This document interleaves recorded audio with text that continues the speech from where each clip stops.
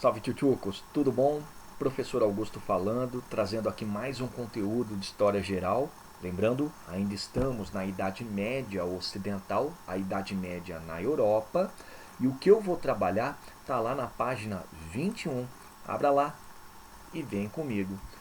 Tchutchucos, esse tema, o tema sistema feudal, é talvez uma das essências da Idade Média Europeia, tá? Ou Idade Média Ocidental, como vocês já sabem. E tome muito cuidado, por quê? Porque quando se fala de um sistema como um sistema feudal, fala-se, como na história é muito conhecido, como um modo de produção. Assim como vocês viram lá, o modo de produção asiático, o modo de produção escravista, o sistema feudal ele foi um modo de produção. Ocorrência Europa. E qual que é o espaço de tempo? Muito provavelmente durante toda a existência da Idade Média. Por que muito provavelmente, prof? É porque a gente sabe, como eu comentei na minha introdução, que o sistema feudal ele perdeu dinâmica a partir da Baixa Idade Média, né? Mas eu não posso generalizar. Em alguns pontos da Europa, o sistema feudal ele ainda tinha muito brilho, pelo menos até o século XV. Legal? Outro ponto importante. Falar do sistema feudal é falar do feudalismo, ok? Só que vocês têm que entender o feudalismo, tchutchucos, como sendo resultado de uma união de culturas e condições. Daqui a pouco eu vou melhorar. Mas a priori, o sistema feudal ele foi uma união de duas culturas, a invadida e a invasora, ou seja, a romana e a bárbara, e a condição, o contexto é justamente a queda do Império Romano, tá? Só que aí a gente pode fazer alguns links. Queda do Império Romano, que depois que sofre as invasões bárbaras, dá espaço à criação do sistema feudal, que aprofunda mais ainda as suas características com a insistência da cultura germânica bárbara, né? As invasões muçulmanas, as condições climáticas e territoriais. Então a gente não pode dissociar o sistema feudal das condições e dos contextos daquela época, tá? E para finalizar, falar do sistema feudal é falar de um sistema, vou insistir, europeu, tá? Isso que a gente estuda e vocês vão estudar novamente é coisa da Europa. A gente não pode falar que o sistema ele teve assim a sua abrangência em outros locais, tá? É uma coisa típica da Europa. Mas, prof, eu já ouvi falar, sim, do sistema feudal japonês. É que, na verdade, a gente fala sistema feudal japonês para aproximar a compreensão dos estudos sobre a realidade do Japão durante a Idade Média e até comecinho da Idade Moderna. Só que o Japão ele passou por uma coisa chamada shogunato, tá? Ele tem lá as suas especificidades, as suas características próprias.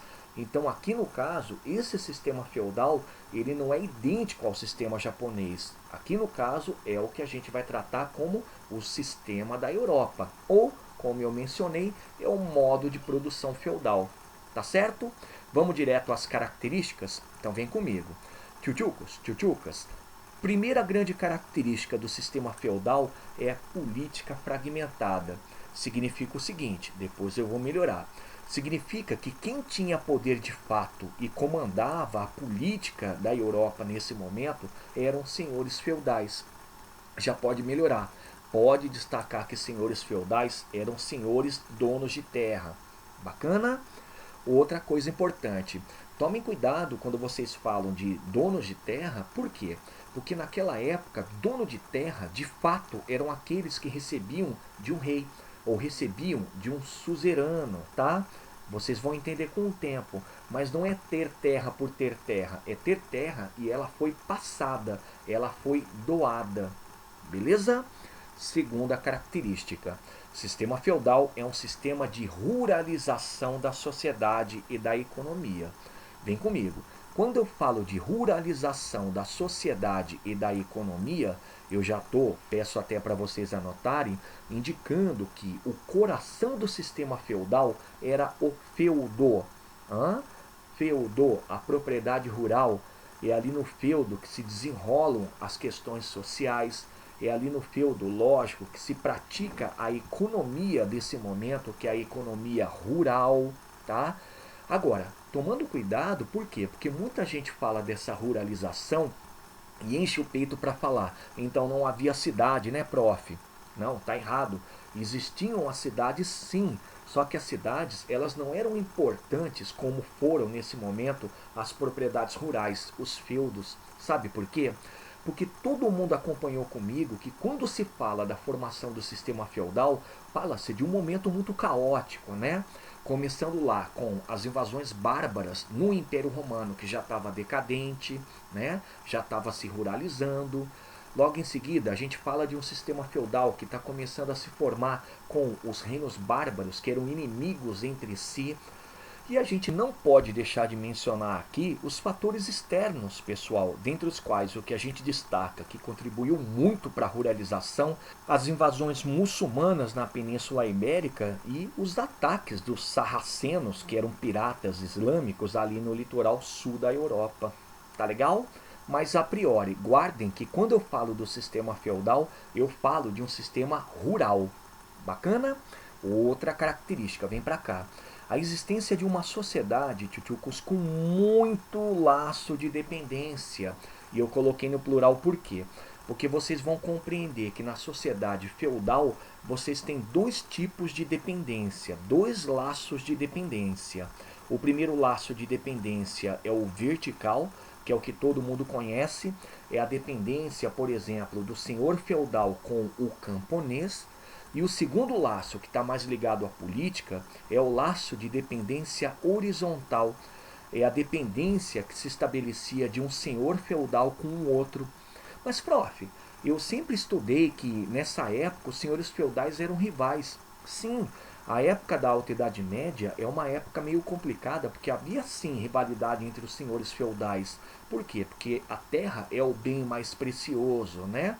Só que, para impedir a generalização do caos gerado por alguns conflitos e, ao mesmo tempo, para fortalecer o poder de um ou outro senhor feudal, era muito conhecido uma coisa chamada de relação feudo-vassálica. E essa é uma relação horizontal. Calma, que eu ainda vou explicar. Tá legal? Então guardem a terceira característica do sistema feudal como uma sociedade criada em cima de dependências, tá? E eu coloquei aqui como laços de dependência. Beleza? Vai lá para a quarta característica, tomem muito cuidado, economia de subsistência. E quando eu falo de economia de subsistência, pessoal, qual que é o cuidado que vocês têm que ter? Vocês têm que entender que a economia, como era rural, ela dependia demais de fatores climáticos e de terras que eram muito complicados, tá?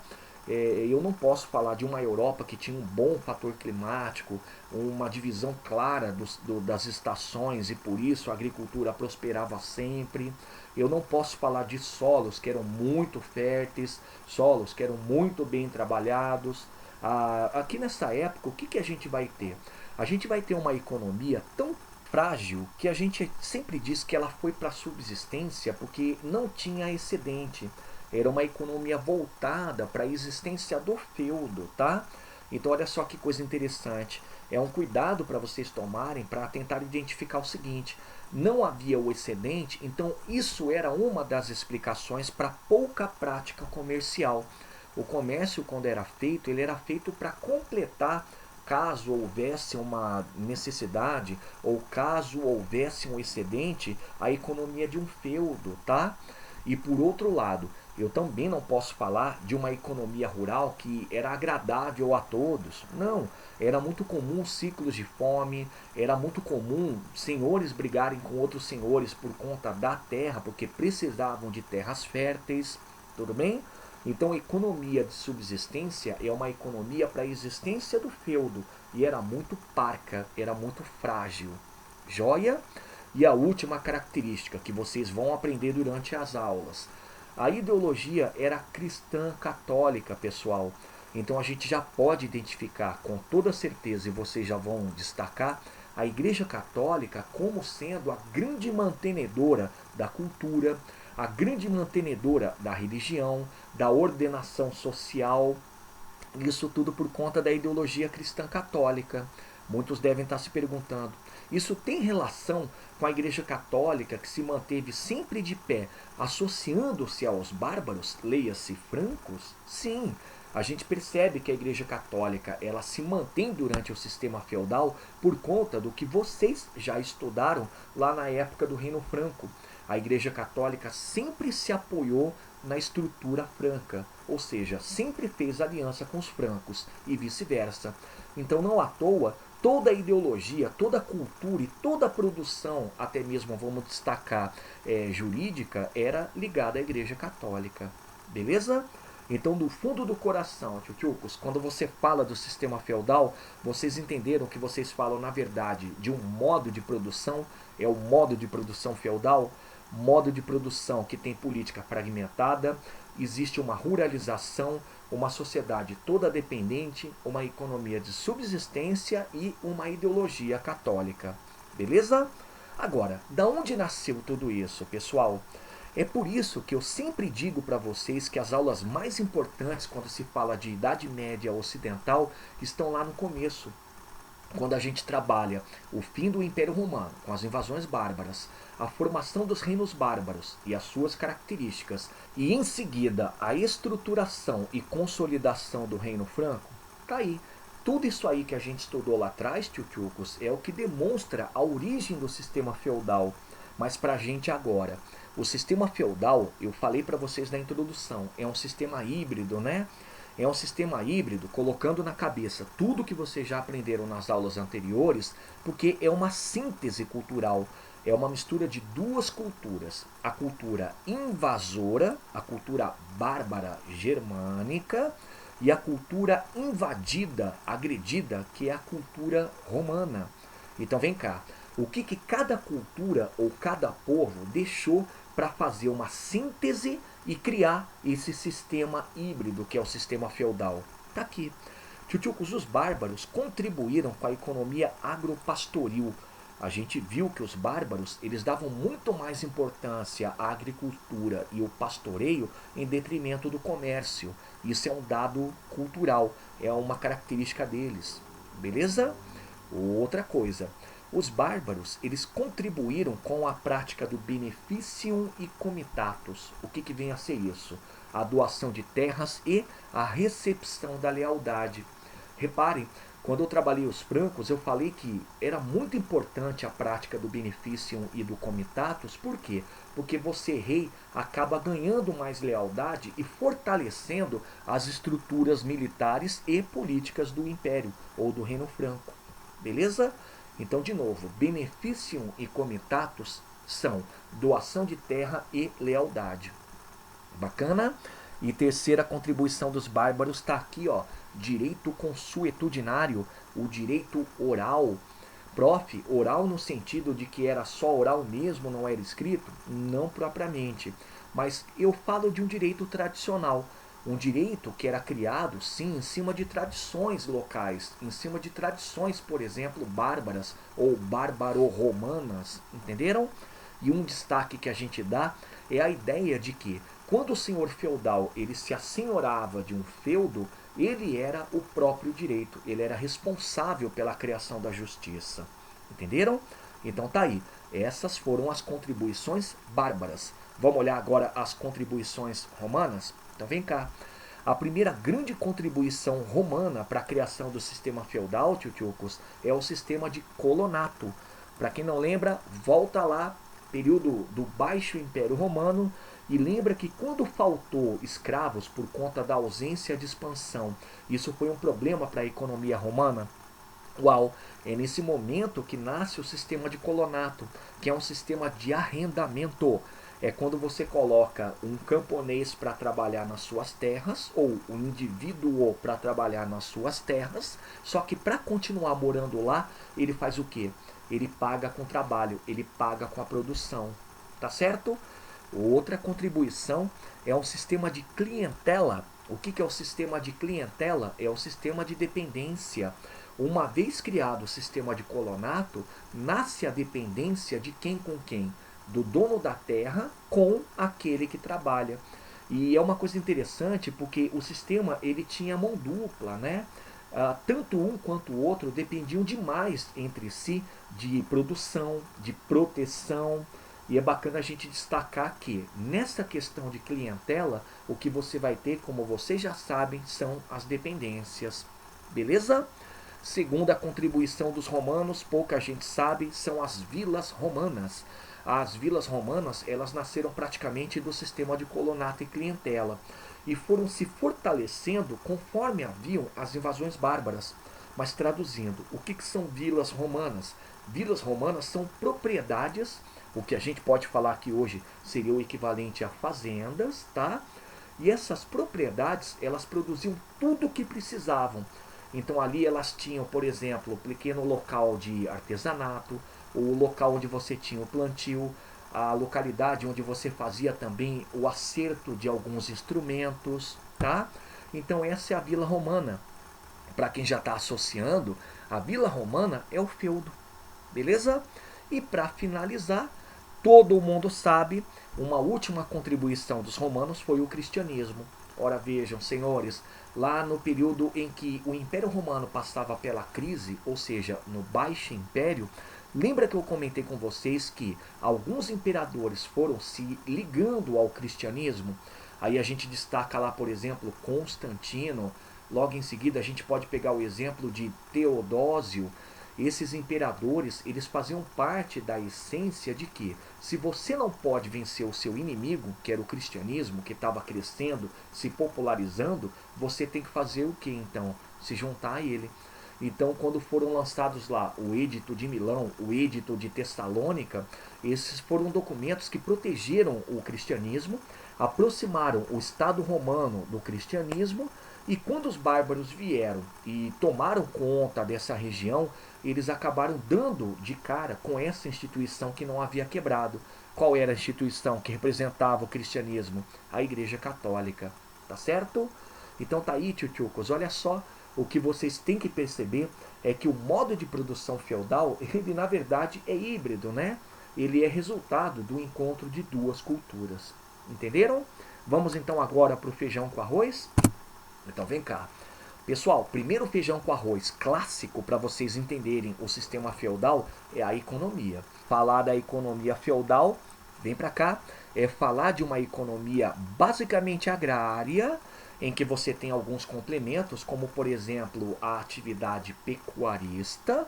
Mas tome muito cuidado, já chamei a atenção de vocês, porque esse basicamente agrária era para subsistência. E quando eu falo de subsistência, eu tenho que lembrar dos fatores que levaram a isso.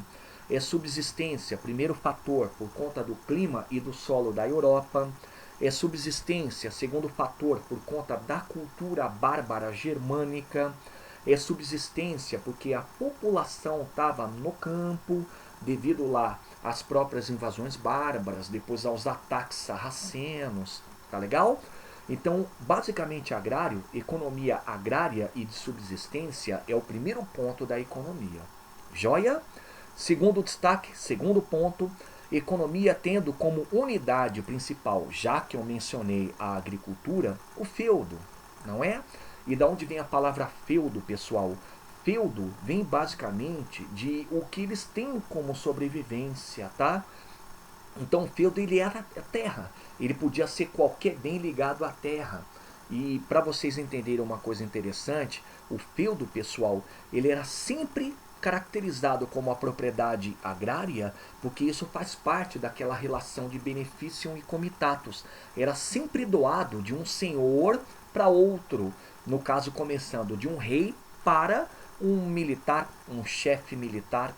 Beleza? Galera, então o feudo ele era autossuficiente, porque dentro dessa questão autossuficiente, o que vocês têm que compreender é que o feudo ele produzia geralmente para si mesmo. Tá legal? Vamos olhar a próxima característica da economia. Economia com utilização do trabalho servil, pessoal. Tomem cuidado. Dentro do sistema feudal, você não tem a utilização da escravidão. É errado. Quando eu for falar de sociedade, eu vou melhorar. O que você tem é a utilização de um camponês como servo. Aquele camponês que tem obrigações, dentre as quais o que vocês já podem destacar é a de produzir. Beleza? E para finalizar, economia com a existência de um comércio, sempre como atividade secundária, como por exemplo numa época de carestia, numa época de superprodução. E o detalhe interessante é que devido à ausência de moedas de forma constante, o comércio geralmente era feito por escambo. Tá legal? Então esses são os 4 pontos da economia. Agora eu vou chamar a atenção de vocês para o feudo, pessoal. Sendo o feudo a unidade principal de toda a existência da economia feudal, ele tinha uma divisão. Era uma divisão que possibilitava, pessoal, a exploração racional do território e, ao mesmo tempo, determinava onde cada qual tinha que atuar. Quando eu falo cada qual, são os elementos da sociedade. Tá certo? Então, vem cá. A primeira parte do feudo é chamado de manso senhorial. Olha que nome interessante, né? Também conhecido como domínio ou reserva. O manso senhorial não eram só as terras onde o senhor morava, tá? Era também o conjunto de terras que eram exploradas pelo próprio senhor. Mas, prof, o senhor trabalhava? Não. Eram terras exploradas pelos servos, mas o senhor é que utilizava toda a produção de lá. Tá legal? Segunda divisão, pessoal, é chamado manso servil. Sim, pertence ao feudo, é do senhor feudal, mas eram as terras em que o servo morava, habitava, e terras também que eram exploradas por esses camponeses, porém sempre ligado a obrigações. Como assim? A parte da produção que saía daqui, tchutchucos, tinha que ser entregue para o senhor feudal. Tá legal?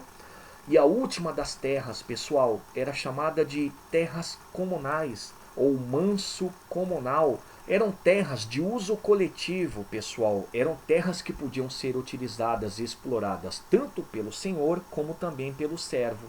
Lembrando, não é o senhor que explora, é ele mesmo indo lá, mas via servo. Aqui o que vocês encontrariam? Pode colocar, tá abreviado. Bosque, vocês encontrariam pasto, vocês poderiam encontrar também um rio para pescagem, tá legal? Então essa é a economia e essa é a divisão de um feudo. Vamos avançar? Vai lá, pessoal. Sociedade, o clássico dos clássicos, cobrado em qualquer prova de vestibular, em qualquer prova que vocês forem fazer. Tchutchucos, a sociedade feudal ou medieval europeia, primeira coisa que vocês têm que guardar sempre é de caráter estamental.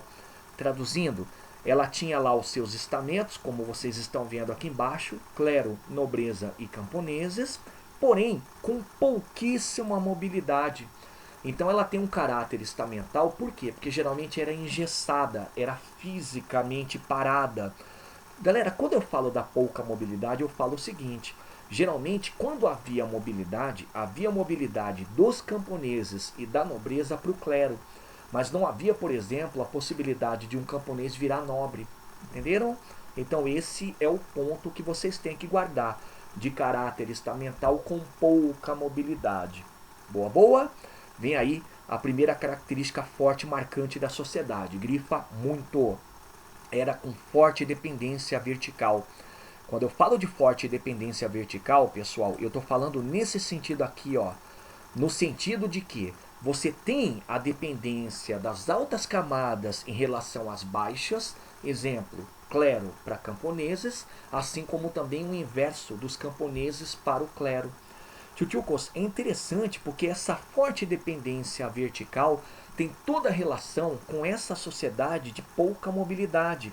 Ela era tão engessada, ela era tão fisicamente estável, estática, que a dependência era uma maneira de você perpetuar a forma como essa sociedade se estruturava. Mas outra, pessoal, olha só que característica interessante, o aspecto trifuncional, e é a característica que eu vou pedir para vocês mais destacarem. Tchutchucos, a sociedade medieval feudal europeia era uma sociedade composta por 3 elementos: o clero, a nobreza e os camponeses, tá?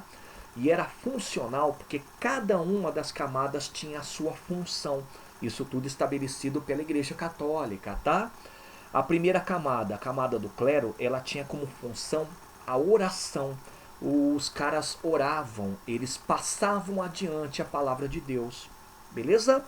A segunda camada, a camada da nobreza, tinha a função de combate. eles defendem a palavra de Deus, eles combatem aqueles que não creem em Deus. E a última camada, a mais importante, é a que chamamos de camponeses. A camada, pessoal, dos camponeses era a camada daqueles que trabalham, aqueles que sustentam os que oram e os que combatem. Entenderam? Então, numa tradução muito simples, pessoal, como é que a coisa vai ficar?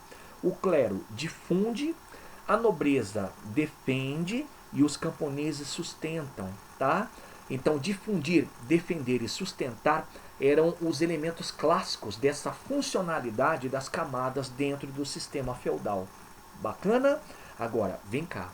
Tchutchucos, a gente tem que dar uma mergulhada em cada camada para tomar cuidado, porque elas tinham também uma ordenação. Olha que coisa interessante. O clero, ele era ordenado em alto e baixo, tá? Quem que é o alto? O alto é o alto escalão da Igreja Católica. Cardeais, bispos, arcebispos, tá? E o baixo é o baixo escalão, aqueles mais próximos dos pobres, dos camponeses, como por exemplo, padres, freis, tá certo? Olha só aquela pouca mobilidade. O alto clero geralmente vinha da nobreza, tá? E o baixo clero geralmente vinha do campesinato. Bacana? A nobreza, ela tinha uma divisão, pessoal, mais ou menos assim. A nobreza tradicional e a nobreza de espada, tá? Só que isso vai aparecer mais no finalzinho da Idade Média na Europa.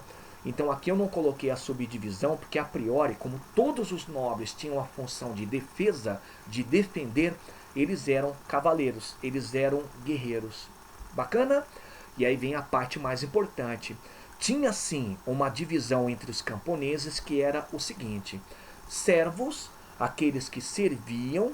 É nisso que eu vou juntar o que eu comentei lá na economia. O servo, pessoal, é aquele indivíduo que está preso à terra. Por que ele não pode ser chamado de escravo?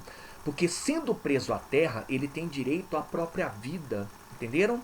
E quando um senhor saía de lá, ou outro recebia as terras, o servo continuava. Ele não era tirado. Entenderam? Tchutchucos, e o outro tipo de camponês que é chamado de vilão, ou são os vilões. Os vilões, eles eram camponeses que tinham mais liberdade. O que se diz? Disse que um dia eles foram proprietários de terra, eles com medo doaram essa terra para um senhor muito forte da região, ou perderam por algum problema, e a partir desse momento eles se tornaram aquele tipo de camponês que podia sair do feudo a qualquer momento. Ele tinha direito à própria vida? Tinha, mas ele tinha também o direito de sair do feudo, de procurar um outro local para morar. E uma outra coisa interessante, eles estavam menos sujeitos a obrigações. Tá legal?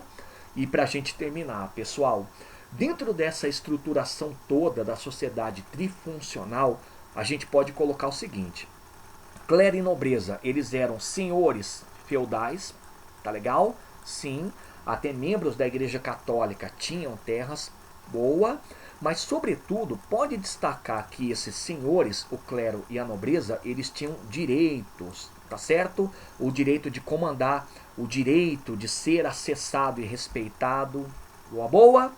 A última camada, camada dos camponeses, a gente vai falar que é a camada dos trabalhadores. Eles sustentam, eles trabalham, não é? Mas, sobretudo, pessoal, eles eram aqueles que tinham obrigações em relação aos senhores feudais. Olha só que coisa interessantíssima, pessoal. A primeira das obrigações que a gente destaca, que era simplesmente a obrigação mais importante do sistema feudal, é chamado talha. E o que vem a ser a talha, pessoal? A talha é a divisão da produção. Significa que o camponês produziu nas terras que eram emprestadas a ele, então ele tem que produzir também para o senhor.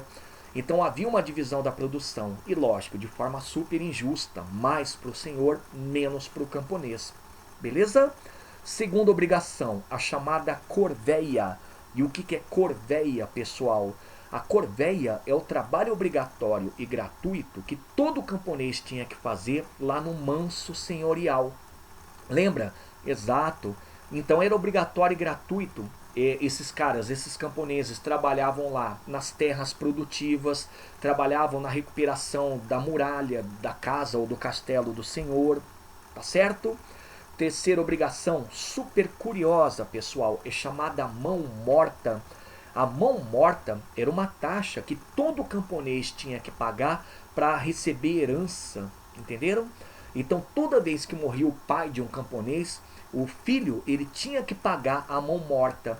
Era uma taxa para transferência da herança, inclusive até, pessoal, o uso da terra. Bacana? Vai lá para uma próxima obrigação, a banalidade. A banalidade eram taxas que o camponês tinha que pagar para utilizar implementos. Como assim? O moinho, a estrada, o forno, a ponte, tudo era pago, tá? Então essa era uma taxa chamada banalidade. Entenderam?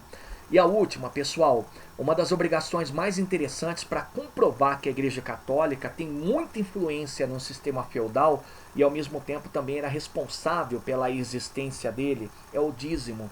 É o famoso tipo de imposto que você paga para a igreja, equivalente a 10% da sua produção. Então veja só que coisa interessante. O camponês ele tem uma qualidade de vida muito baixa, né? Porque só pelo dízimo a gente pode identificar que ele pagava 10% em cima daquilo que ele já havia produzido.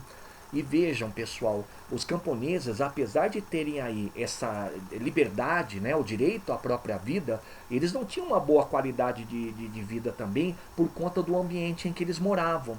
Eram choupanas ou casas muito pobres, com todos os filhos ali dentro, assim também como os animais que você, se tivesse, abrigava dentro da própria casa. Entenderam? Então tá aqui.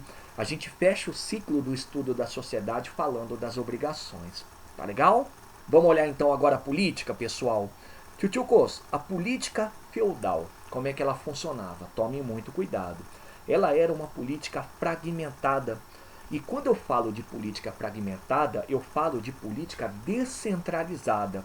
Atenção, tendo dois elementos principais. O primeiro elemento, o rei. Atenção aqui, ó, que tinha o poder de direito. O poder de direito é o poder de ser reconhecido como tal, como autoridade.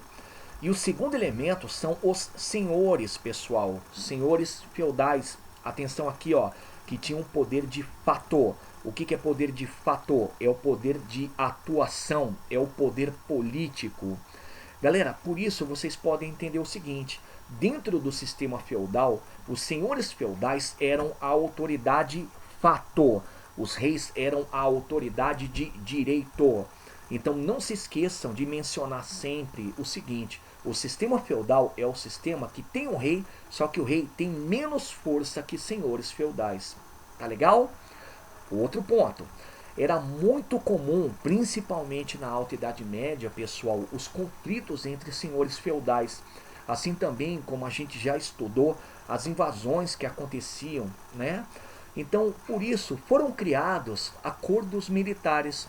E os acordos militares, eles serviam basicamente como alianças, tá? Olha só que coisa interessante. A gente fala que a mais importante dessas alianças feitas era a chamada relação feudo-vassálica. Como é que funcionava? Tchutchukos, a relação feudo-vassálica, também chamada de suzerania e vassalagem, é uma extensão do que nós chamamos lá atrás de beneficium e comitatus. Apresentava-se assim: um suzerano, um senhor, por exemplo, A, ele tinha necessidade de ter uma aliança militar e por isso ele procurava um outro senhor, um senhor que pudesse oferecer a ele um certo exército em época de guerra. Então, quando ele se aproximava de B, pessoal, o B ele acabava sendo transformado em vassalo, tá bom? Mas reparem, eu estou falando de um suzerano e um vassalo que são dois senhores feudais, tá certo? Como é que a coisa funcionava? Ela funcionava porque quando os dois se aproximavam, o A, que era o mais importante, o suzerano, ele fazia a doação de terra, que é o beneficium, para manter o vassalo, que é o B, aliado a ele. E aí, galera, por esse fato do feudo ter sido doado, o B tinha que ter lealdade. Então, o que o B tinha que fazer? O B tinha que defender o A num conflito. O B tinha que ajudar, até por exemplo, num casamento da filha ou do filho de A. O B, olha que loucura, ele tinha que auxiliar com o alimento em caso de necessidade do A, né? Então essa relação que foi estabelecida, ela foi uma relação feudo-vassálica, por quê? Porque o feudo doado transformou alguém em vassalo. E esse alguém é obrigado a ter uma lealdade com o seu soberano, com o seu suzerano. Entenderam? A parte interessante é a seguinte, pessoal. Quando A e B se associavam, se aliavam, a relação não parava por aí. O B, olha só que coisa interessante, ele podia se aliar com o outro, um C, fazendo a mesma coisa, doando terra, se tornando suzerano desse C, e o C se transformava em vassalo. O A, por seu turno, ele podia se associar a um outro senhor feudal, vamos chamá-lo aqui de D, a mesma prática. Doava a terra, transformava o D em vassalo e ele, por seu turno, era o suzerano. Tchutchucos, era como se fosse um cacho de uva, tá? Era uma relação que se perpetuava. Da mesma forma em que tentava fortalecer um senhor e diminuía as tensões entre os senhores, também acabava gerando um certo desconforto e num eventual conflito a coisa poderia se generalizar. Mas que é uma regra interessante, o vassalo de B, ou seja, C, estão vendo aqui, não era vassalo de A. Entenderam? Então tinha uma frase que é mais ou menos assim: o meu vassalo não é vassalo do meu suzerano. Galera, é legal porque nessa relação os senhores eles faziam de tudo para ter uma maior quantidade de vassalos. Por quê? Teriam uma maior quantidade de aliados, teriam uma maior quantidade de respaldo e demonstraria também poder. Tudo bem? Ah, galera, mas agora a gente tem que colocar a Igreja Católica, né? Já que o próximo ponto que a gente vai discutir é a religiosidade, é falar da Igreja Católica, a gente tem que colocar a Igreja Católica aqui também. A Igreja era intermediadora. Ela intermediava esses acordos militares, como por exemplo a relação feudo-vassálica, numa cerimônia chamada cerimônia de enfeudamento. Tchutchucos, outro ponto da política que a gente tem que guardar, já foi mencionado quando eu trabalhei a sociedade, é a forte dependência horizontal. O que havia de dependência horizontal? Liga lá, ó. Havia a dependência de um senhor com senhor. A dependência horizontal é exatamente o que vocês viram na relação feudo-vassálica, tá? Então é horizontal porque só era feita entre senhores feudais. Aí eu chamo a atenção de vocês. É muito comum o erro na prova de vestibular da pessoa associar vassalo com camponês. Não, eu insisto, usando aqui essa questão da dependência horizontal. Vassalo é um outro senhor feudal, é um senhor dependente de um suzerano. Daí a dependência horizontal. Tá certo? Entenderam a política? Então vamos fechar a aula trabalhando a religião. Tchutchucos, tchutchucas, é fato que a religião é um dos pontos mais curiosos do sistema feudal, né? Até porque todo mundo sabe que quem representava a religião nesse momento era a Igreja Católica, né? Só que não parava por aí. Era uma Igreja Católica que tinha responsabilidades, tinha poderes, tinha uma organização, e nisso tudo a gente percebe uma igreja que era responsável por inúmeras coisas: a organização da economia, a coesão da sociedade, a legitimação do poder político, que vocês viram lá na cerimônia, né, de enfeudamento, na própria relação feudo-vassálica. A igreja também tinha responsabilidade sobre a manifestação cultural. Então o que a gente tem que mencionar? A gente tem que mencionar que a religião, durante a existência do sistema feudal, era importantíssima para a existência do sistema em si. E a Igreja Católica foi a grande organizadora, a grande mantenedora. Vai aí a primeira dica. Religião, tchutchucos, ideologia muito teocêntrica, ideologia ligada à ideia de que Deus é o centro de tudo.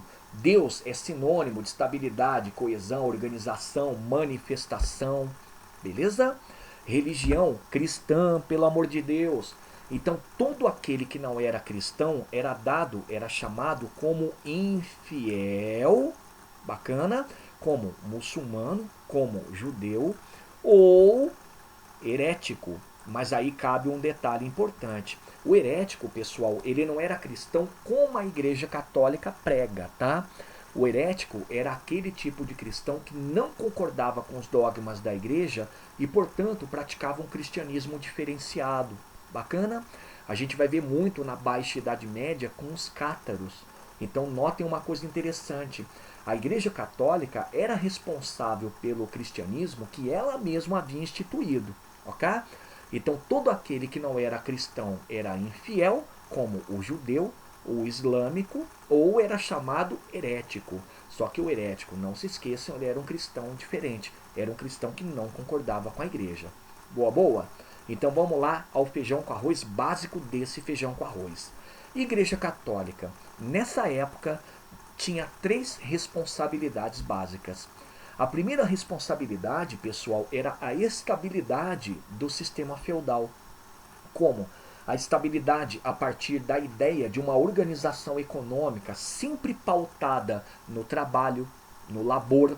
E aí, quando a gente fala trabalho, a gente tem que associar a agricultura, a pecuária, beleza? Estabilidade também, pessoal, sempre justificando e legitimando o poder político dos senhores feudais e dos reis.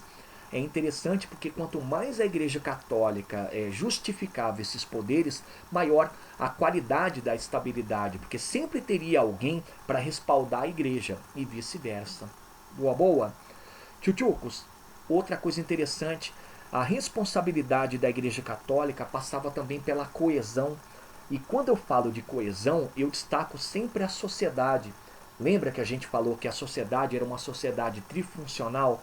3 camadas e cada camada tinha uma função: orar, defender, trabalhar. Pois bem, a Igreja Católica até justificava essa coesão social, afirmando que a sociedade da Europa era uma sociedade de ordens, uma cópia da sociedade celestial. Beleza?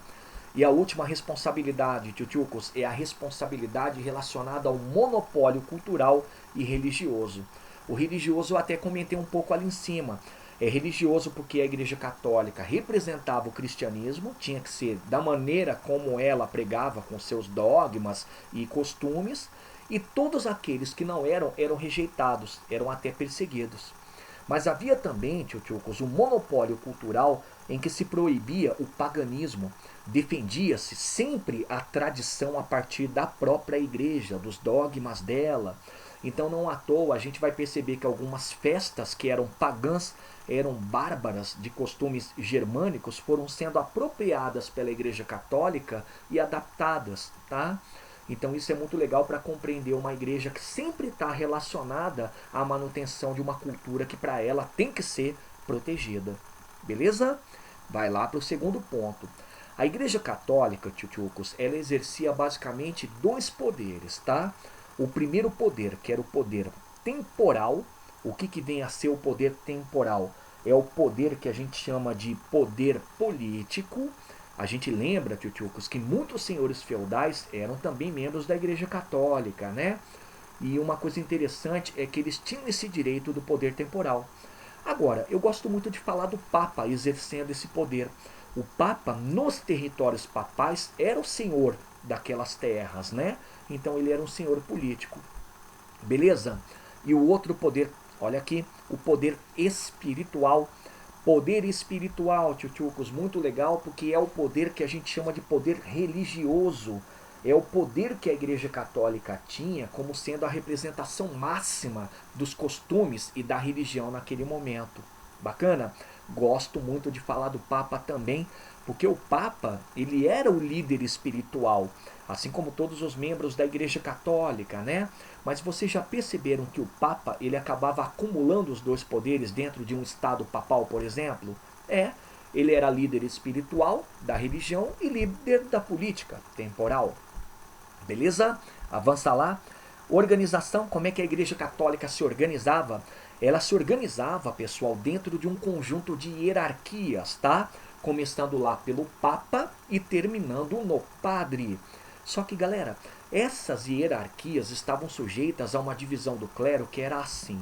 Clero secular. O que é o clero secular? era o clero que estava em contato com os fiéis, eram aqueles que estavam na igreja, estavam junto à comunidade, e a outra organização, a outra parte do clero era chamada de regular. O clero regular era o clero que estava em regra, ele estava dentro dos mosteiros, isolado do mundo. E aí é legal porque a gente fala do mosteiro, por quê? Porque os mosteiros naquela época, pessoal, eles foram muito importantes para a manutenção de uma religiosidade, assim também como um exemplo para a cristandade. Afinal de contas, o monge, o que ele tem como regra? O que ele tem que seguir como regra? A castidade, a caridade, a pobreza, a obediência, tá? E o monge você já deve ter visto aí pelas ruas de Brasil afora, utilizando sempre um hábito, né? Aquela, como se fosse um cobertor com um barbante na cintura, cada qual tem uma cor diferente. O monge cinza, monge vermelho, monge castanho. Pessoal, e é interessante porque dentro desses mosteiros, além dessas regras, os monges também eram responsáveis pela perpetuação cultural. Olha que coisa interessante.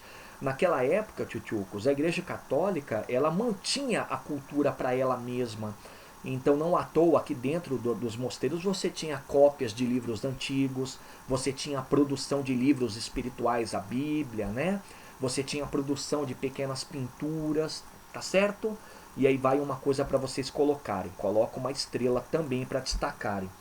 Diz a lenda que o primeiro membro do clero existente foi Bento de Núrcia.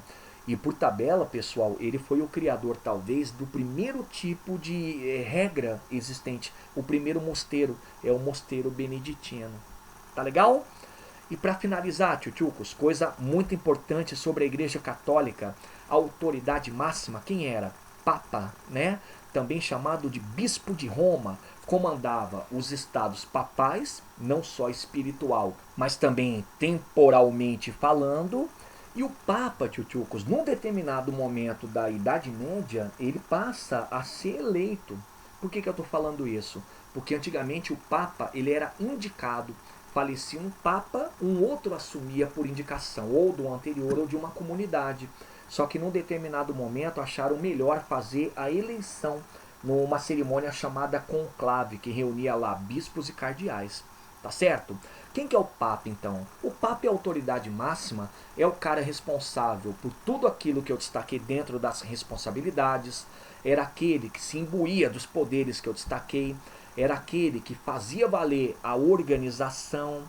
E ao longo da Alta Idade Média, que é o que nos cabe agora, pessoal, eu separei aqui 3 papas importantes para a consolidação dessa autoridade. O primeiro deles é chamado Papa Gelásio, pessoal. O Papa Gelásio ele foi um papa importante do século V, porque ele foi o autor da teoria dos dois gládios. O que é a teoria dos dois gládios? É só ligar. A teoria dos dois gládios é a teoria dos dois poderes, o temporal e o espiritual. Tá certo? Próximo Papa famoso, Papa Gregório. Papa Gregório I, ele é o autor do Ditado dos Papas. O que é o Ditado dos Papas, pessoal? É exatamente o que o Papa representa. O Papa, ele representa a Deus. Ele é representante de Deus dentro da comunidade e também da religião. Não à toa, a palavra Papa vem de pai. Não à toa, ele era o bispo de Roma, ele era o bispo máximo. Tá joia? Então daí você tira aquela história de que o Papa é infalível, porque ele representa a Deus. E o outro Papa importante, tchutchucos, é Estevão. Estevão do século VIII.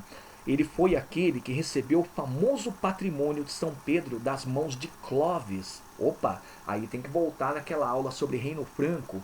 Então, para quem não assistiu, pode destacar que patrimônio de Pedro são as terras da Igreja Católica, são as chamadas terras papais. Tá certo? Entenderam? Então finalizo com vocês essa aula de feudalismo, tchutchucos, mencionando aqui que a religião era talvez aquilo que fazia a ligação de todos os elementos do sistema. Tá bom?